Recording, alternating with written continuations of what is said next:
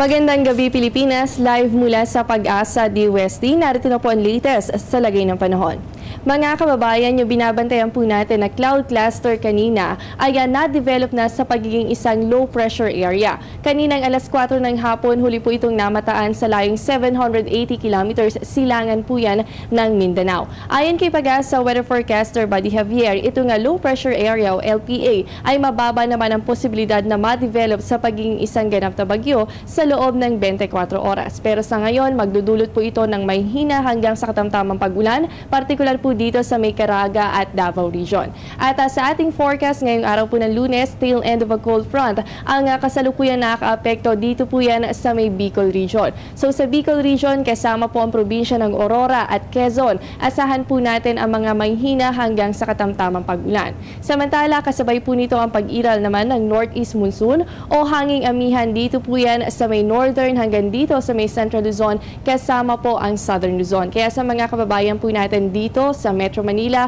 kasama ang Rizal, Laguna na lalabing bahagi ng Central Luzon. Ganon din po dito sa may Cagayan Valley, kasama ang Cordillera at Ilocos Region. Makakaranas naman po kayo ng malamig na panahon na merong may hinang pag-ulan. At dito naman po sa may Visayas area, kasama ang Mindanao, makakaranas naman po kayo ng good weather conditions sa mga susunod na oras, pero may posibilidad pa rin ng pagkakaroon ng mga pulu-pulong pag-ulan o pagkidlat at pagkulong.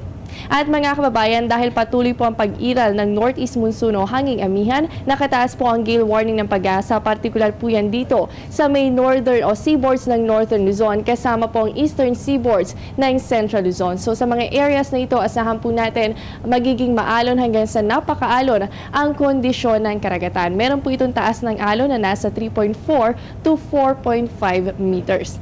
At dahil po tuloy pa rin ang pag-iral ng hanging amihan, ay tuloy din ang pag-record naman ng Pag-asa ng mga lowest temperature. Ngayong araw ng Lunes, una po sa ating listahan ang Basco, Batanes na merong 15.6 degrees Celsius at sinundan po ito ng Baguio City na merong 15.8 degrees Celsius. 17.9 degrees Celsius naman ang naitala para sa Malaybalay at 20.7 degrees Celsius naman para sa Lawag. Kasama pa rin po sa ating listahan ang Tuguegarao na nakapagtala lamang ng 22 degrees Celsius. Mga kababayan, nagsimula na po ang Simbang Gabi. Ang unang araw ng Simbang Gabi ay idinaraos ngayong December 15. Sa mga nagnanais pang humabol, maaari kayong pumunta lamang sa pinakamalapit na sisimbahan sa inyong lugar para sa huling misa. Samantala, ang Simbang Gabi naman na ginagawa tuwing madaling araw ay bukas po ang simula, December 16. So basically, ang simba ngayong gabi at mamayang madaling araw ay ang day 1 para sa 9 masses before Christmas. At mga kababayan, konting trivia po muna tayo. Ang Simbang Gabi o Misa de Gallo ay isang tradisyon nating mga Pilipino bilang paghahanda bago ang Pasko. Nagdaraos ng misa kada alas 4 ng umaga sa loob ng 9 na araw. At buhay na buhay ang paniniwala nating mga Pilipino na kapag nabuo natin ang 9 na misa, matutupad anuman ang ating kahilingan. At nais nyo po bang maging espesyal ang inyong Simbang Gabi? Bakit hindi dumalo ng misa sa Baraswain Church? Itinayo ang simbahan taong 1630 sa Malolos City, Bulacan. Bukod sa pansamantalang paninirahan ni General Aguinaldo, dito rin naganap ang 3 makasaysayang pangyayari sa Pilipinas. Una ay ang pagbubuklod ng mga Pilipino para sa First Philippine Congress. Pangalawa ay ang drafting of Malolos Constitution at pangatlo ay ang inauguration of the First Philippine Republic. Sa yaman ng kasaysayan ng Baraswain Church, mas magiging espesyal kung dito kayo unang dadalo ng Misa de Gallo ngayong taon. At sa mga nagtatanong, uulan ba sa unang araw ng Simbang Gabi? Narito po ang weather forecast mula sa Pag-asa.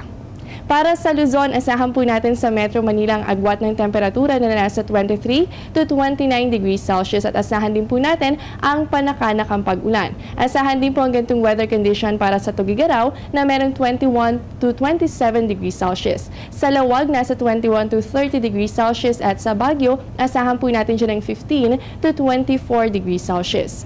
Samantala sa Olonga po, meron kayong 23 to 27 degrees Celsius at sa inyong area, paghandaan po natin ang pagdadala ng payong dahil posible po ang mga pag-ulan, ganun din po ang mga thunderstorms activity. Sa Tagaytay, meron kayong 20 to 27 degrees Celsius at occasional rains, habang sa Lipa, Batangas, meron kayong 24 to 30 degrees Celsius. Ganun din po ang aasahan para sa Legazpi. At sa Puerto Princesa, meron kayong 24 to 31 degrees Celsius. At para naman po sa Visayas area, sa Iloilo, meron kayong 24 to 30 degrees Celsius. Ganun din po sa Bacolod, habang sa Metro Cebu, asahan po siya ng 25 to 31 degrees Celsius. Sa Tacloban, meron kayong 24 to 30 degrees Celsius. Magdala pa rin ng payong dahil posible pa rin po ang pagkakaroon ng mga pag-ulan sa mga nasabing lugar.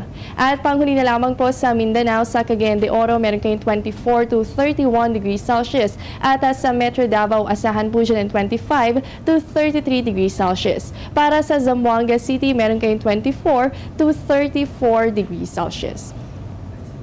At mga kababayan, bukas po sisikat naman ang araw 6:30 ng umaga at lulubog naman po yan 5:29 ng hapon.